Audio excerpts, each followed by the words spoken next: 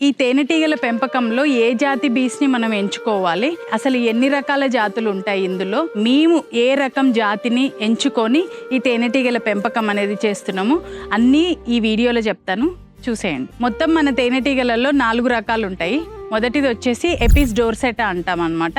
సెకండ్ది Apis mellifera, థర్డ్ది వచ్చేసరికి ఎపిస్ సెరెనా ఇండికా, ఫోర్త్ది Apis trigona. So first one వచ్చేసి ఎపిస్ డోర్సెటా. ఈ ఎపిస్ డోర్సెటా బీస్ ఏంటంటే వైల్డ్ బీస్ అనమాట, చెట్ల మీద మాత్రమే మనం చూస్తాము. సో ఇవి పెంచడానికి అనుగుణంగా ఉండవు అండ్ ఇవి చాలా కుడితే ప్రమాదకరం కూడా. సో సెకండ్ది వచ్చేసరికి ఎపిస్ మెల్లిఫెరా బీస్ అనమాట.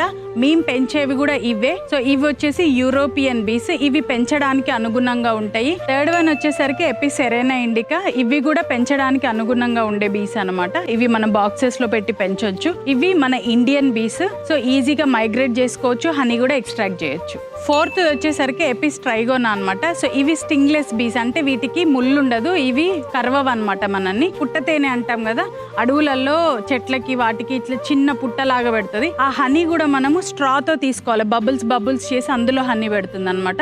ఈ హనీ చాలా మెడిసినల్ బెనిఫిట్స్ ఉంటాయి అండ్ ఇది చాలా రేర్ గా దొరుకుతుంది. ట్రైబల్ ఏరియాస్ లో మాత్రమే చాలా తక్కువగా ఇది దొరుకుతుంది. ఇవి పెంచడానికి అనుగుణంగా ఉండవు. మొత్తానికి మనం 4 టైపులు చూసినాం కదా. ఇందులో మనం ఎంచుకోవాల్సింది ఏంటి అంటే మెల్లిఫెరా, సెరెనా ఇండికా.